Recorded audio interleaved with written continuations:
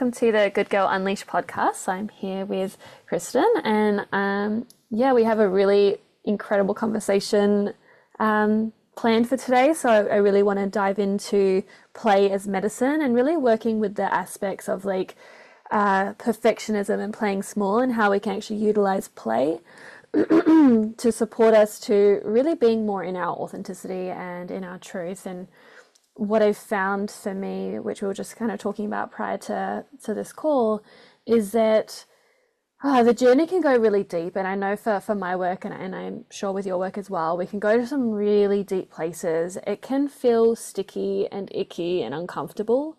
And I noticed for me in the past that I would just go deeper and deeper and deeper, and I felt like it had to be cathartic all the time. I had to be these massive releases, but I didn't realize I was almost in a bit of a pattern with that of only feeling the quote unquote negative emotions.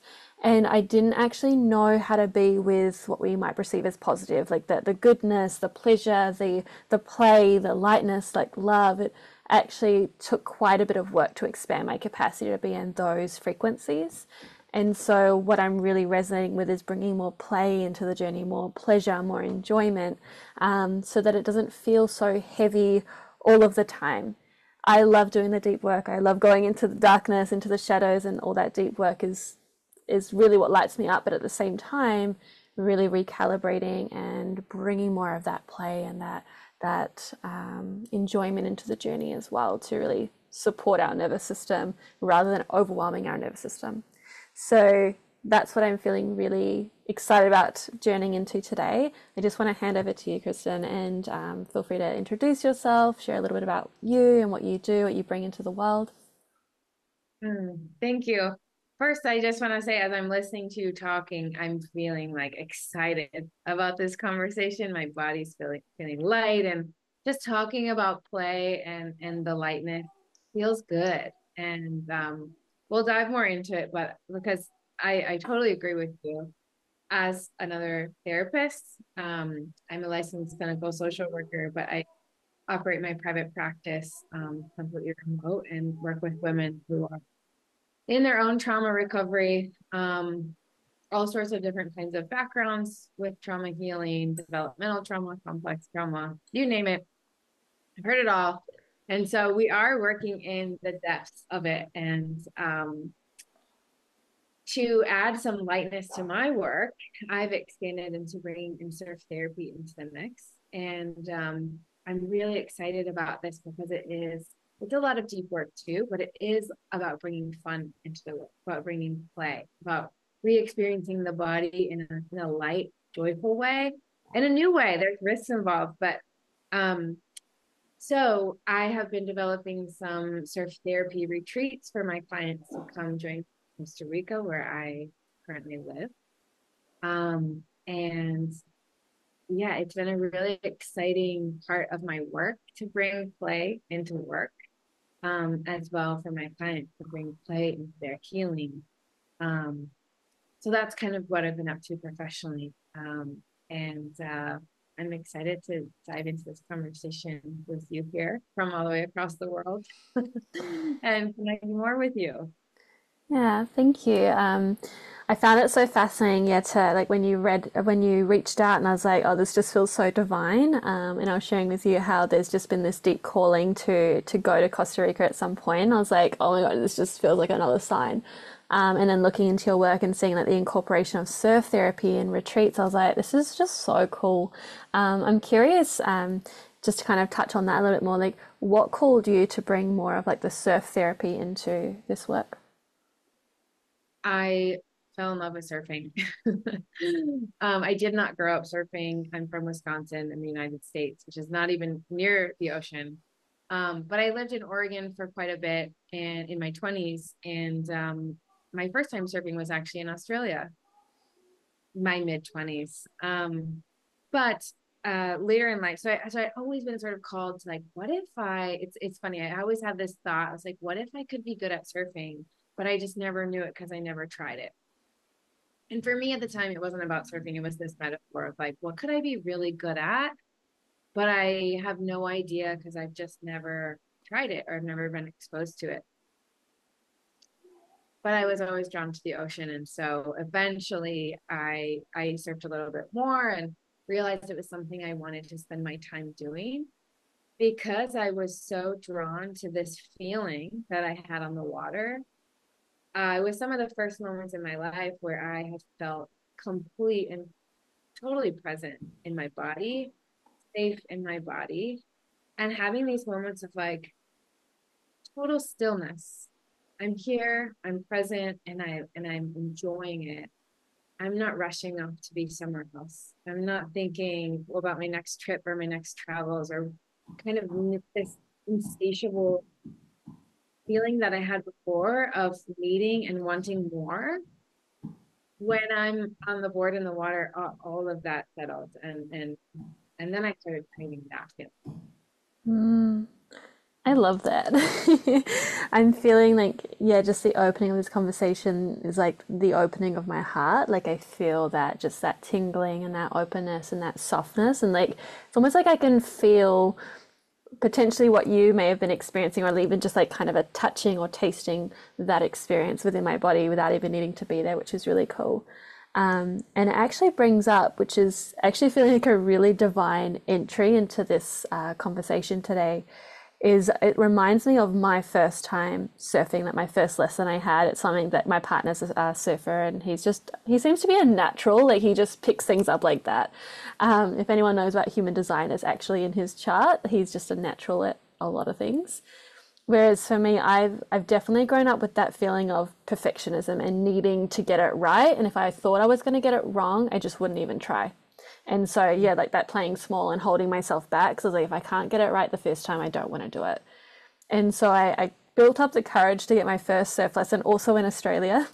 And I had so much fear in my body of like getting it wrong, of not being able to do it, of like, I guess, potentially falling off, or like being in, like, I had a lot of fear of being in the ocean as well. Like, just so many layers of fear here.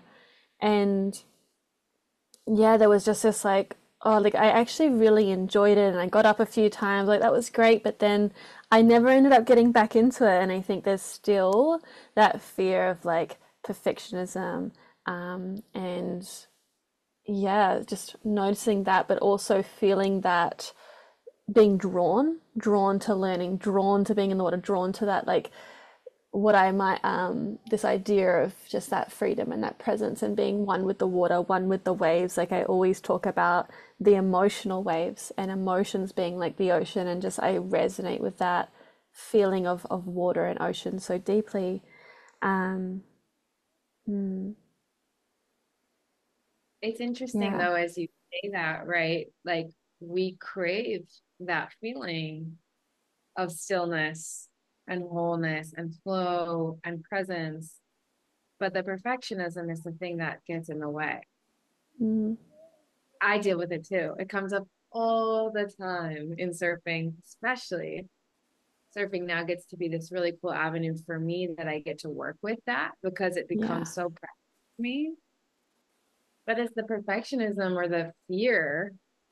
How do I look? How do other people perceive me? What's this? Am I going to get it right? That actually gets in the way of us even experiencing that moment that we crave. yeah. Yeah, and then we do hold ourselves back in, I guess, that playing small as a way of protection and feeling some sense of safety, but then at the same time, we're feeling like we're missing out. We're not really getting the fullness of our experience. And that's what I noticed in all areas of my life where I was just trying to be perfect. And if I didn't think I could, I would just hide away and hold back. And it's like even the business that I've created today, it was like a long time in the making kind of thing because I held myself back for so many years out of fear of like, what are people going to think of me? Like, what if I get it wrong? What if I go on a live and I forget what I'm going to say? Or even like the beginning of this podcast, I had the idea, I had the feeling to create it, but I was like, I don't even know where to start. What if I don't have anything to talk about? um, and just that feeling like it had to be perfect and I had to like know all of the pieces and it had to just be this perfect creation. And it's been like such a journey of softening into, I guess, what we might see as imperfection. But for me, it's like, it's beauty. It's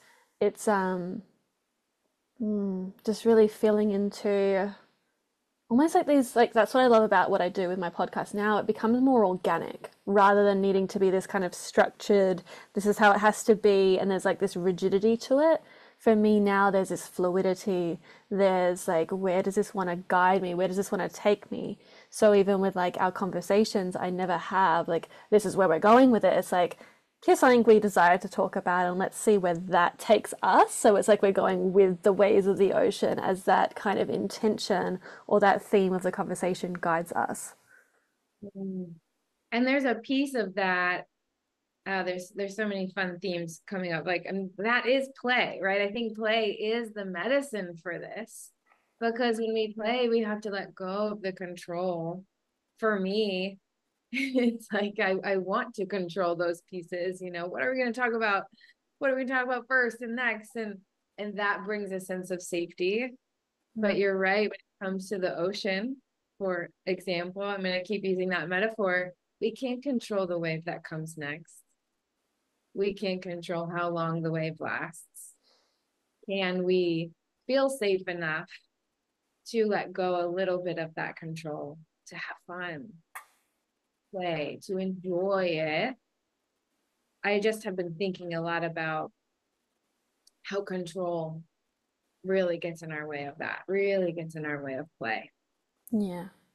Yeah, I've noticed definitely for myself, it's been a massive thing of like needing to control everything, needing to hold everything together. It's like, what's the worst thing that's going to happen if I let go? It's like, well, everything's going to fall apart. And when we go down far enough, it actually feels like a part of ourselves feels like it's going to die. Like it's so intense on a nervous system, instinctual level of like, if I let go, either like maybe I won't be loved, I won't be accepted, I won't belong. And on a nervous system level, it's like if I don't belong, if I'm not loved, I will die. And it It's might so not, threatening. yeah, it might not make logical sense, but that's actually what's at the core of it. It's so threatening. And I think that's why it's not so easy to just say, well, who cares? Don't worry about what other people think, or just go for it. And I have, I hear it from my clients. I've been there too. It's like, it's not that easy. Yeah.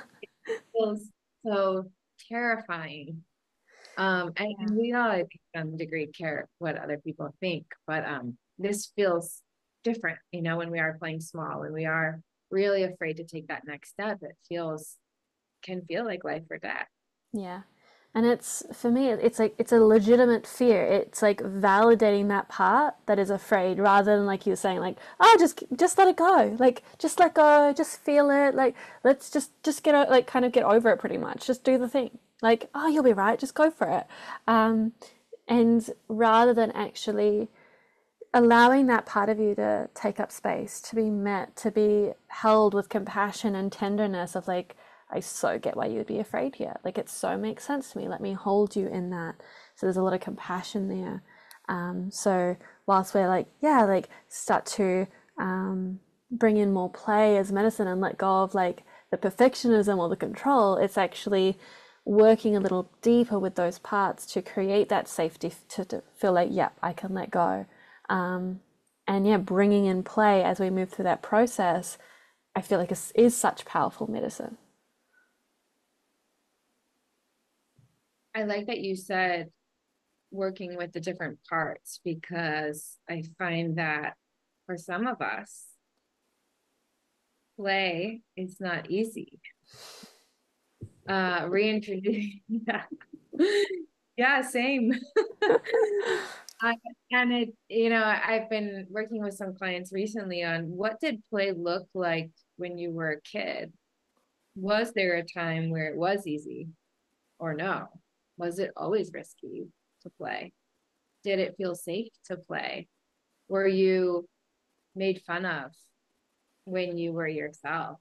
Or were was your family hard on you for expressing yourself in these, excited, like getting big with our emotions, excitement, happiness, joy? Did something bad happen when you experienced those things that maybe impacted now our ability to experience them more freely? And I think we have to go back there and explore that a little bit, because when we are engaging in play, we are reconnecting with this child, part of ourselves that maybe we've lost a little bit of because now we're scared of, what everyone thinks and being good enough. But was there a time when we didn't have that? Mm. And what was it like? Yeah. And even in that, even just the intention to start to explore this and get curious about it is already, I'm already feeling the medicine of play, even without getting to playing just yet. But even just like, what does that bring up for me is already going to start to shine the light of what might be preventing you from being in play, like might be holding you in patterns of perfectionism and playing small. And I really like what's just coming up in my mind now. It's not about shaming perfectionism or shaming playing small at all. It's really having so much compassion for these parts that are revealing themselves and like, hey, let me be with you. Feels like a really important part of the work. But it's even just this curiosity around when was maybe the last time it was easy to play, or when was it ever easy?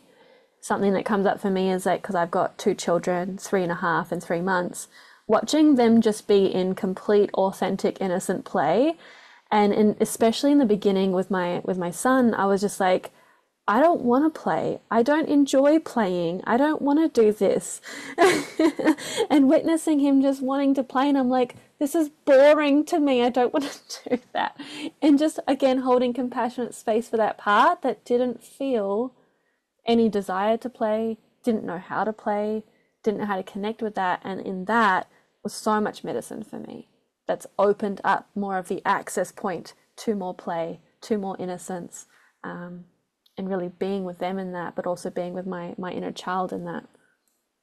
Even you saying that out loud, I'm not a mom, but gives me so much permission for that to be a possibility and for that to be okay instead of shaming that that place that you're in. Like, I don't really feel like playing right now.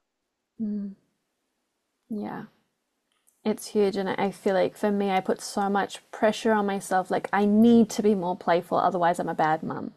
I need to do this, and I need to be more present, and I need to do it all the time, and it needs to be in this way. There was so much pressure on needing to be a certain way in order to be a good mum or a good person. If we're not, maybe you don't resonate with being a mum, maybe it's like to be a good friend or a good partner. Like, we put these pressures on ourselves and these stories like, if I am not this, then I'm not good enough, or I'm not this, or I'm not that, or if I am this, I'm too much. And there's these stories that come into play here.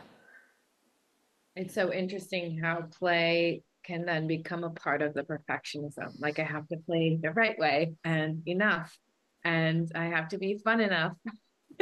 And we're still sort of in that cycle, right? Of like just wanting to be good enough. Yeah. Yeah, I find it's something that's at the core of so many of us, is that feeling of I'm not good enough, or if I'm my full self, I'm too much. And so we try to find some like perfect balance of in between. And what I found in that is like there's almost like a numbness or a dullness of like, I'm not really fully who I am. I'm trying to be enough, but I'm trying not to be too much. And I'm kind of just caught in between.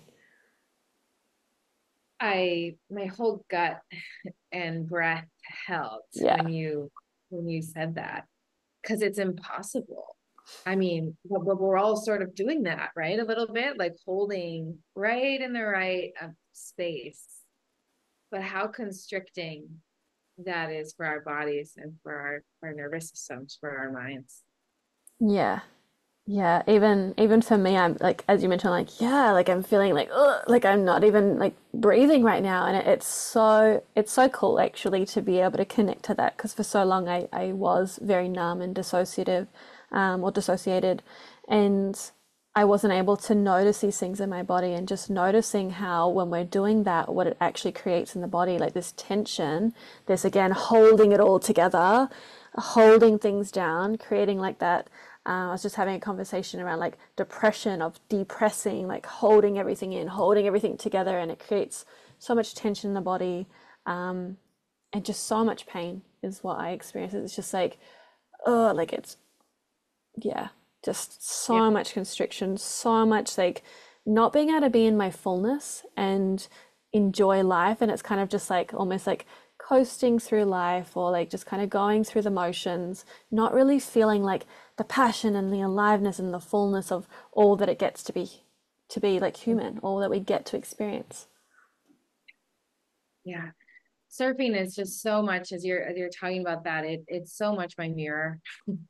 It is my fun. It is the place I get to play, the ocean. But surfing in itself, as someone who is still quite a learner, I think surfing is this like never ending learning process. But I'm still quite new. And it also highlights all of my perfectionism and my rigidity and that feeling that you're talking about of like the constriction when I'm trying to be just right.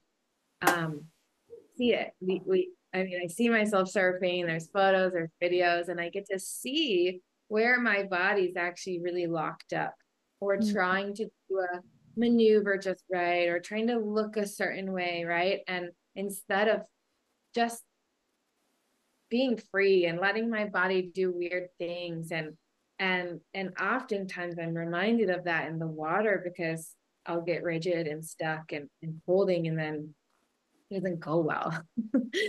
And so then I wipe out and I shake it out a little bit. My whole body's shaking, and I have to just like have this moment with myself where I'm like,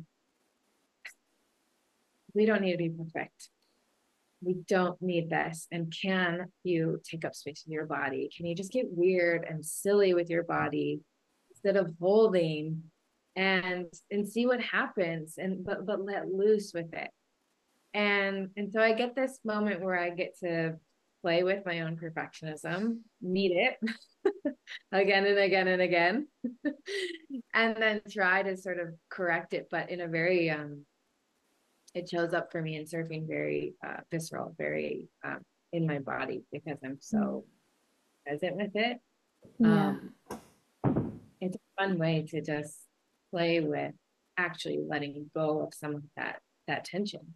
Yeah, I love that. I was gonna ask, like, how does it go when you're like in that kind of contraction, that rigidity, and trying to be perfect with it, and then you're like, I get wiped out, and then it's like also almost like the ocean being the teacher of like, shake it off, like, kind of takes you out of that like rigidity, like, shake it up, and then kind of gives you that reset. Exactly what happens in the mind and the body is you physically have to shake it out, right? And then you pop up, you breathe, and you're reminded, I'm alive, I'm safe, it's okay, and I can do it again. Yeah, I can go and do it again, and I don't have to be anything different, anything perfect. I'm safe with myself. yeah. I'm safe with my body. Yeah. I love the shaking just as practice and like breath and shaking, and I've noticed like same for me wherever I'm at, like if I'm feeling that kind of going into story or going into like that contraction or that rigidity, it's like let's just shake it off. Or like if I'm triggered or struggling to kind of get into play or presence, whether it's with myself or with my children, with my partner, it's like let me just shake this out and let, not from a place of trying to get rid of it, but just actually being with it. Of like, oh, like let me make some sound and get weird. Being weird is actually such an essence of mine. Like I feel like my quirky nature, and part of me is like I love that part of me and I want to be more of that, but I'm so afraid what will people think. And so for the longest time I was like not letting myself be in the quirkiness, in the weirdness, and this shaking just really helps me to tap into that weird, that quirk, that play. And what I found as well, like actually recently, I was doing one of my embodiment practices, like getting into my heart, shaking, moving, making sound, and it was like this warrior energy, this warrior, and opening up the heart space. And my son comes in, I'm like, oh, I'm just doing my practice, and he's like, kind of, huh, like wants to play, wants my presence, and it's like, oh, like kind of getting the message that he wasn't welcome. I was like, oh, do you want to come and join me? So he comes and joins me, and it ended up being so much more heart opening. Like initially I was like, I won't be able to do my practice with him here, but then actually I was like, no, we could do this together and actually go into that play together. And it ended up being one of the most fun embodiment practices. We were just jumping around the room, dancing, shaking it out, making sound, and he got to be part of that. He got to be part of that, part of my world.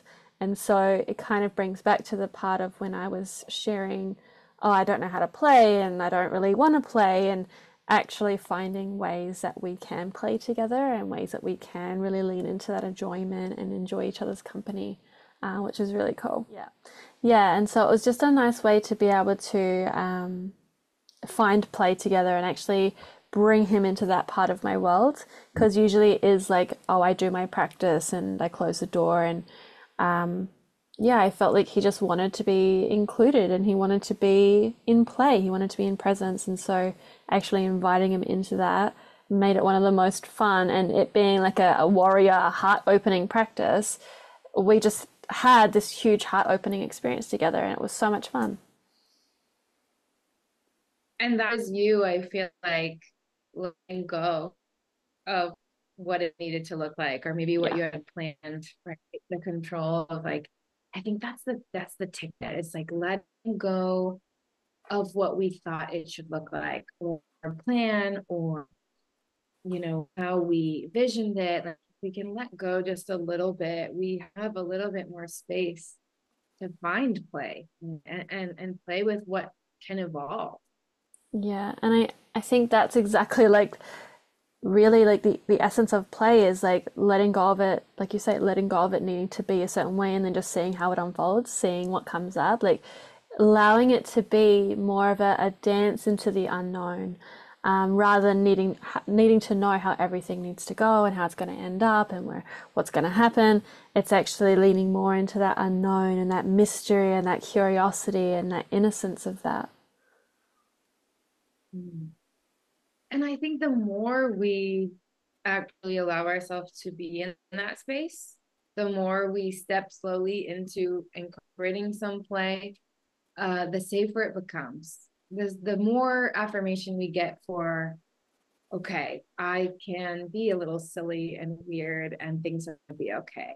Or I can step in fully and be my quirky self and I still have my friends.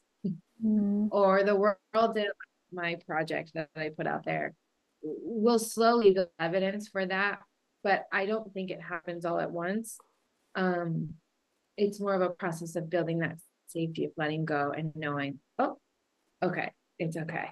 Can I go a little bit further? Okay, it's okay. Can I play a Yeah. little bit more?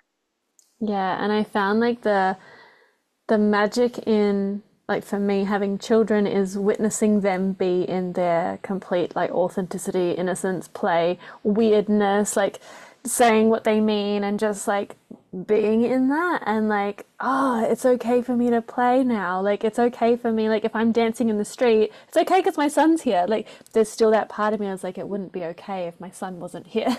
um and so actually like noticing how much I've more have allowed myself to enter play since becoming a mother, but at the same time the ideas that might come with, oh, I'm a mother now, I have to be more of this, like maybe more serious or more responsible, or again, we can kind of get caught in those stories of what I should be or have to be in order to fit in or be considered good or good enough or to, yeah, to belong.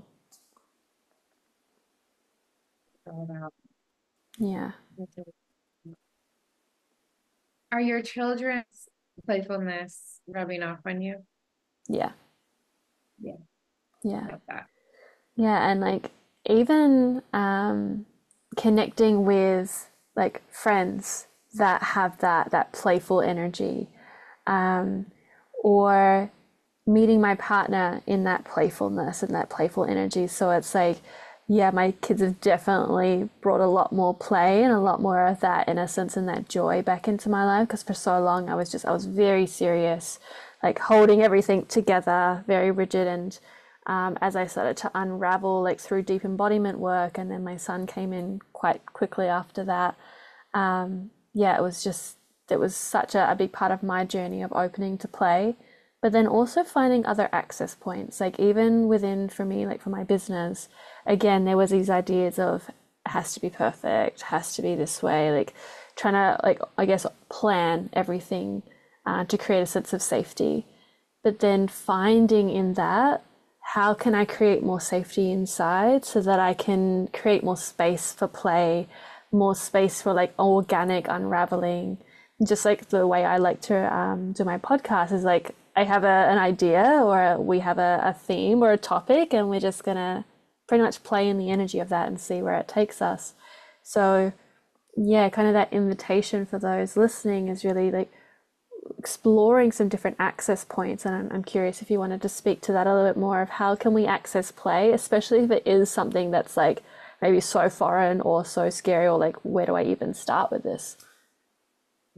It's such a good question. I was thinking as you were talking for myself, like the small access points that I've had to create, even in conversations with texting. I am so serious with the phone. Like I only text if we're making plans or, it's an email. Like I've lately even been like, okay, Kristin, you can have fun with your conversations and sending funny gifs or memes or photos, like sharing the lightness. It doesn't have to be always serious. This is like a small example, but it doesn't have to always be so serious. We can enjoy connection that maybe isn't meaningful or doesn't have a point to it. That's been a big one for me as a psychotherapist, right? It's like relearning how to engage with people in a way that is fun and light and doesn't have to be about our heaviness and our emotions and our baggage all the time. Um, so that's been a fun one for me lately. I think that engaging in this play can look a lot of different things. It's like, where am I not having a lot of fun? Or where do I want to have a little bit more fun? What's too heavy?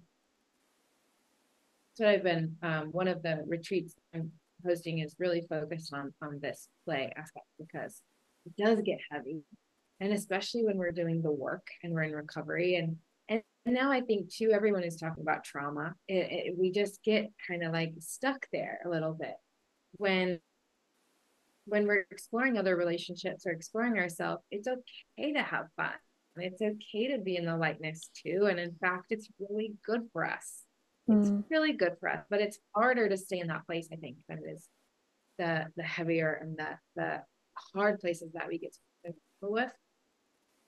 So that being said, I think it could look different for anyone, Yeah. depending on what is really heavy and where do I want to bring lightness in. I'm trying to think of some other spaces lately that I've been exploring play.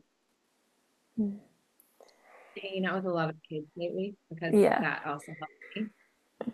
It's so easy to be more playful with kids.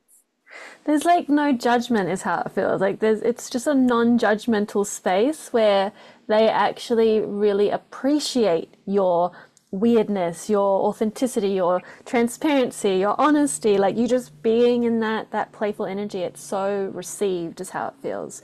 Whereas I feel like I've had fears even within my relationship with my partner of like if I'm my like full weird quirky self, I'm gonna be seen as weird and like he's gonna give me this look. And I'm like, yeah, it's like, well, what's the worst thing about receiving a look? It's like, well, what does that look mean about me? Like maybe I won't be loved, maybe he won't actually really accept me. And even having those conversations, like logically, like present me knows he'd probably actually really love it and really enjoy it. And I know that he wouldn't leave because I'm being quirky or weird. I know that present me, but it's like what part of me doesn't know that? And it's like that fragmented part that truly believes that if I'm this part, I mean, if I'm this quirky, if I'm this weird essence of me, it won't be accepted and it will lead to loss of love or loss of belonging. But yeah, kids are such a amazing access point. But I do so resonate with like the getting stuck in the trauma part and the heaviness part. And for so long, like even as we're talking about this, the healing journey or like the kind of spiritual journey, whatever you want to call it, was so serious for me. Like I was trying to figure out the equation, like what have I got to do? Like I had to look a certain way. Like even when we are talking about the practice I did with my son, it's like this idea that it has to be a certain way. And it's been such a journey unraveling that and actually just being in the organic flow. Like if the teacher's telling me I should be standing, but I'm actually feeling called to be on all fours or be in stillness, like I'm going to honor that, I'm going to trust in that. Rather than feeling like I've got to do it the way that, say, the teacher is telling me to do it. I'm actually going to tune in. And again, tuning in is another practice we do to really connect to what does my body desire? Where does my body want to take me here? How can I start to practice leaning in or surrendering into the body's natural impulses? Even just asking myself these questions like, how could I bring more play into this? And you might not get the answer straight away, but it opens up something for me. Like when I ask these questions, because as you were saying, like how to bring more play in areas that are feeling maybe really heavy. I remember when I first started to explore with this, like how could I bring more fun, more lightness, more play in? And I was like, I don't even know how to feel joy right now. I don't even know what that would feel like or what that would look like. And then I was like, well, what are my hobbies? What do I like to do? I don't even know what my hobbies are. And I was like, I don't even know what I like. So that was an And then we exploration. get essential, right? And then we're stuck there back with the same questions.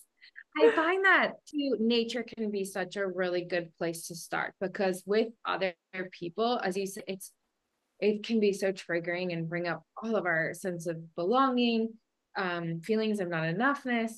So nature can provide a really amazing place to try some of these things on.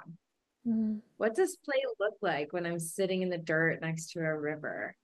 And maybe I don't know what that looks like for me, but if I sit there long enough, I might observe animals wrestling around or playing, or the ants, doing little circles as they carry leaves on their back. I might see this happening in nature, this playful energy, and start to observe it. And can I get curious about that? mm, Or maybe I want some of that on. What does it look like when I'm alone, in nature, and tap into those maybe younger or yeah, younger versions of ourselves when we just roamed around outside and maybe talked to ourselves, had make believe scenarios going on, or whatever that looks like. Some of that kind of starts to unravel and come back to us when we're not so worried about what are the other people thinking as they watch me, because they're not there. It's just the trees and you and whatever your imagination wants to kind of run with. mm. Yeah, and even like what's kind of coming up in my mind is some things that I will come across like on whether it's social media or online.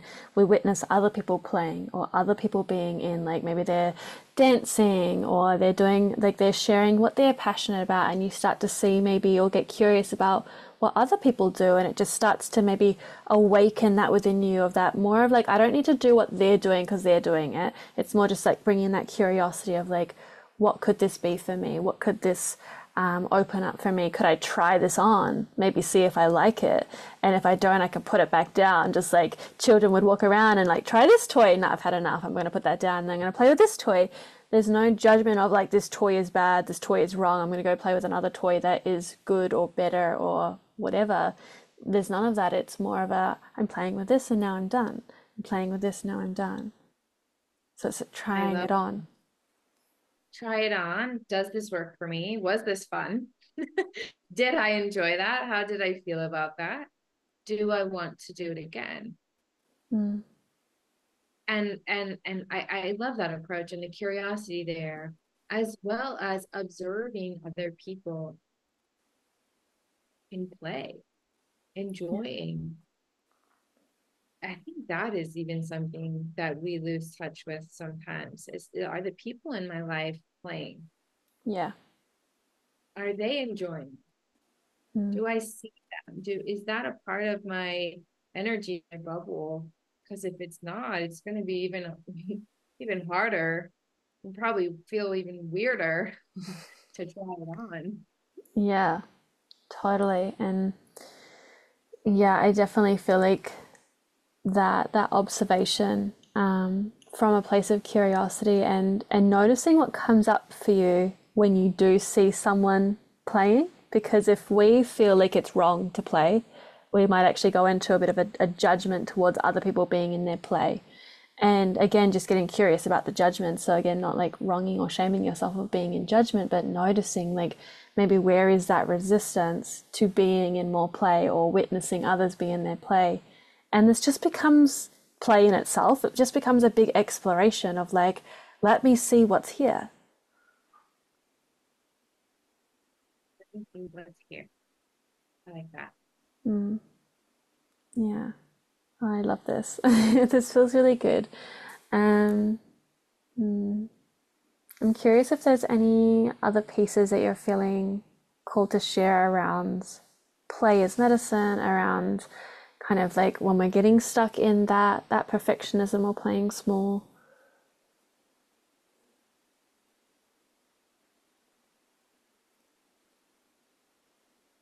We haven't talked about it as much, but just the embodiment of play and getting big and expressing. You said earlier, so many of us are so afraid to be too much, taking up too much space, even with our bodies, especially as women, right? We're talking on this podcast, right? Which is all about like having being taught to be small and sit still and smile, be a certain way with our body. And I think the opposite of that is learning how to take up space, but feel comfortable with taking up that space. For me, Yeah. that happens when I'm not conscious about my perfectionism. I don't even notice how rigid my body is and how small my body is. Being controlled, right, with my Mm, constraints. And then when I decide, okay, no, we need to invite some play and curiosity and get big, and it's like a totally different embodiment in my whole body, taking up space for it to be okay to be weird and silly. mm, And so I just wanted to talk about that a little bit because this living small also becomes like the way we hold ourselves and really feel in our body.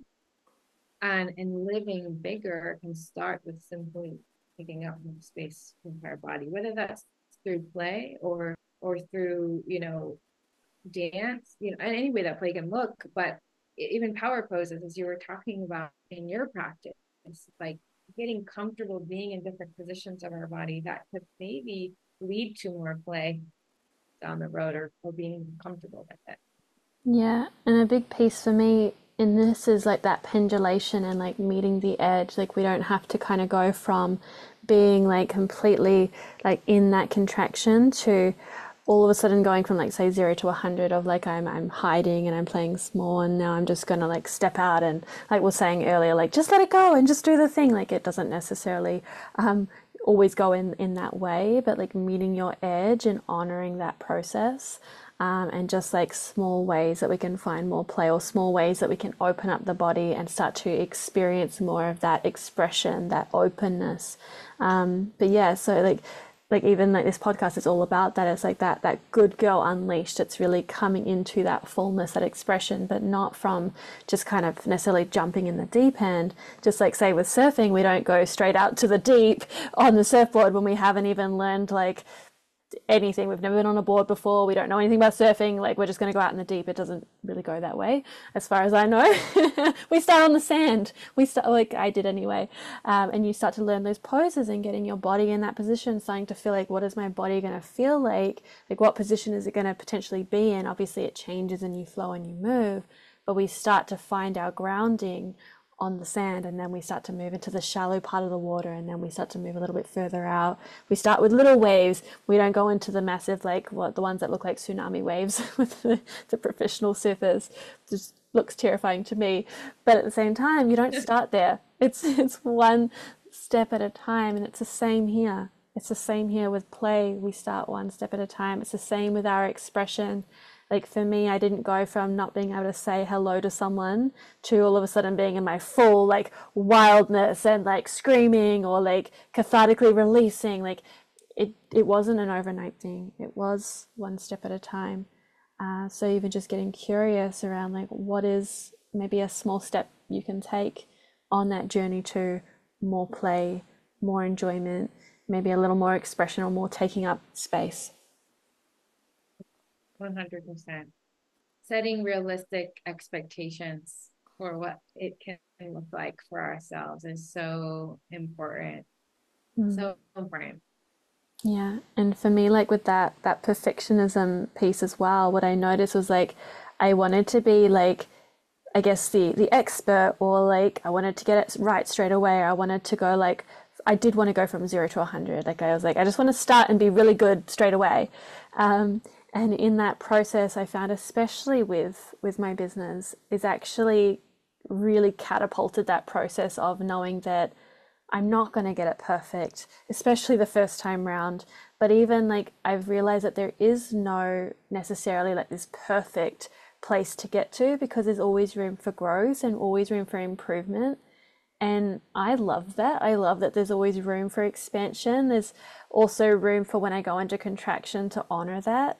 And it gets to be more of a dance, and it gets to be more of an exploration and seeing what else is here for me. What else can I lean into? How much more play can I experience whilst also going into the depths and doing that deep work? 'Cause I do love going into the deep, but also knowing that it's also okay to actually have some lightness and some play and pleasure and all of that as well. Sometimes we just need the permission. We need Yeah. it like an assignment, you know? And then we'll do it, us perfectionists. It's funny. If I give it as an assignment, it will be done. And I think also, hosting these retreats is another, what I've noticed is like for those people who need to pencil in play or who need structured play or time to learn, like I need to put this in my calendar, to give myself the permission to relax, to retreat, to do some work for myself instead of everyone else, instead of having it together all the time. It becomes kind of this perfect place to try some of that on and into it. Yeah, I love that, like the permission slip, and that's always my intention with what I share on the podcast and the different ways that I share is actually just to give more permission slips. Like it's okay to be you. It's also okay to be in the experience of playing small. For me, that's just a way that we protect, and it's like how beautiful to have this part of you that wants to protect you. Like how beautiful is that? Someone that loves you so much that just wants to protect you and keep you safe. And it's just shifting the way that we relate to these parts to give them the permission to be in their essence, to be in the protector, to be in that I want to create safety. And then the parts that want to be weird, like giving permission to bring a bit more weirdness in. And it's quite funny when you bring in the calendar, because I'm someone that like I want to put everything in my calendar, and I'm like I'll organize when I'm doing my self-care, when I'm doing this practice. And the funniest thing is though, I put it all in my calendar, and this other part of me that does not want to be put in a box, it doesn't want to be held in rigidity, is like I'm not doing it just because it's in the calendar, and so I won't even do it anyway. And it's quite hilarious. And I'm trying to like plan everything, and this part's like, I'm not doing that. I'm not doing that. And so I've actually learned to honor both parts of, okay, what are some of the things that we can put in the calendar and we can plan and we can show up for? And then where are some places where I'm like, actually, I'm going to remove this. Like I've removed any kind of self-care or play or anything like that from the calendar, unless it's like an event that I'm going to and I have to remember. But I've actually removed that to create more fluidity and space for like, maybe I want to tune into like, what practice do I want to play with today? Because I've got this massive toolbox now that's got all these practices, and I'm like, oh, which one do I want to play with today, rather than which one should I do, in order to get somewhere. It's actually releasing any goal or destination and actually just let me play. Let me connect to my heart today. Let me connect to my womb today. Let me shake. I just need to shake some energy, whatever it might be. And actually that's what that other part, like the rebel or the weird or the wild or the part of me that actually just wants a bit more space and to be able to like, what do I feel like is going to be of service to me today? What's actually going to be most supportive for me today, rather than like, oh, I should do my yoga because it's in the calendar. I love that. I love that. Being able to say, what do I feel like doing? What kind of movement do I need? How do Yeah. I want to take space? Oh, I love that. Yeah. And then I actually find that I do more self care. I fill up my cup a whole lot more because there's not like a pressure to do the thing because it's on the list. Like we end up having these, like, say, massive to do lists of all the things we got to do. And it just creates so much pressure and like a feeling of being trapped and like a heaviness where I'm like, I love lists. I love planning. I actually get enjoyment out of it. But when I put pressure to do, that's when it actually, like, I'll do my list, but then I won't do anything on the list. I'll procrastinate and like do everything that's not on the list. And it's like, oh, I still have this massive list. And then it goes down that spiral. So for me, it's like, yeah, I have my list. But then each day, okay, let me feel into what is going to be, maybe what's going to be the most fun, what's going to be the most supportive, what feels most aligned today. Where can I really bring my energy? Even for my business, there's things that need to be done, but it's like, where am I really feeling like that magnetic pull? Like, I actually have the energy for this today, and I'm going to go in it with pleasure and play and enjoyment, rather than like, oh, I've got to do this because it's on the list. And then you create from a place of, I don't want to do this. And then how creative are you really allowing yourself to be? And then it's heavy. Yeah, And then there we are, heavy once yeah, again. exactly. Mm. So I feel like there's so many access points, pieces, practices, things to explore. I feel like this would be definitely a good episode to re-listen to, and even just jotting down some things that are resonating that maybe you want to play with, explore, lean into. Um, yeah, and just feeling into like, what is that next step for you on that journey of play as medicine, of how can I tap more into play in my life, even just something small. And maybe it is just like each day I've got that intention to really feel into what's one thing I could do today that's playful, even if it's like 2 minutes of shaking. It doesn't have to be these huge things all the time. It can be, and they're beautiful as well, but maybe there's like 2 minutes today that I could just take for some shaking and some sounding, or maybe there's like, I could have 10 minutes just to dance in my room or watch my kids play. Like for me, that can also be like an access point, just witnessing others in their play. Yeah. So this is feeling really complete for me. I just want to open a space, if there's anything else you want to share, and then also how people can find you. Mm.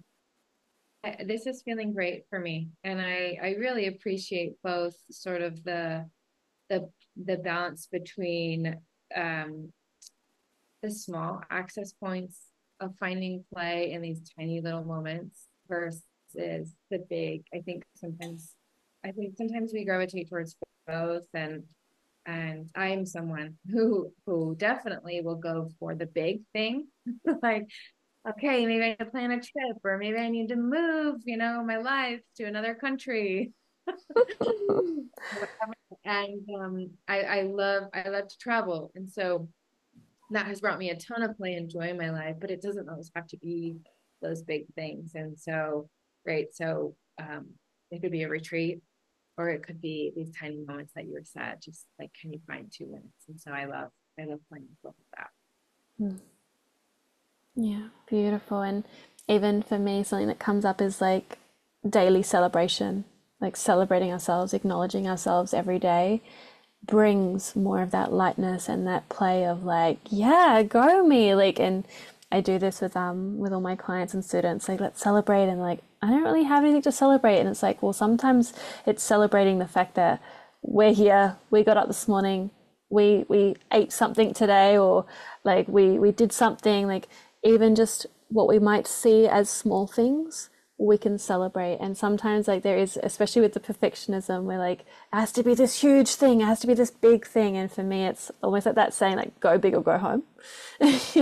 And like for me it's very similar, like it's got to be the big thing, it's got to be like all in, or there's no point. And I know you mentioned that earlier in the conversation, like, what's the point? And like, maybe there doesn't always have to be a point. Yes, exactly. Yeah. Exactly. Yeah.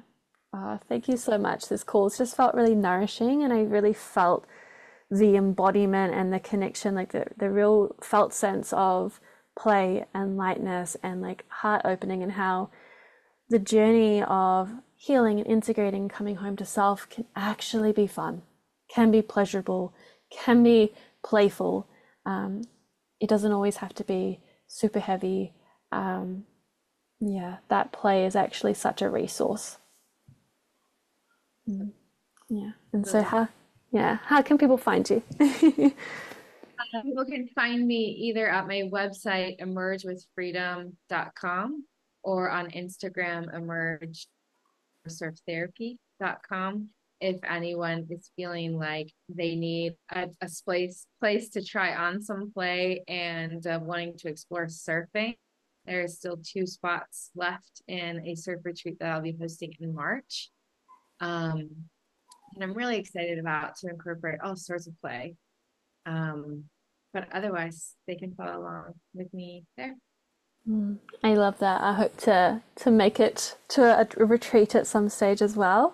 Um, yeah, I've been so called to Costa Rica. I've been so called to surfing, and I'm just like, oh, this sounds so cool. So and so nourishing as well. So definitely check her out, and also I'll pop your links below, so people can find you with ease. Yeah, thank you so much. I hope to have you back soon. Yeah, thank you so much for having me. This has been so wonderful. Awesome.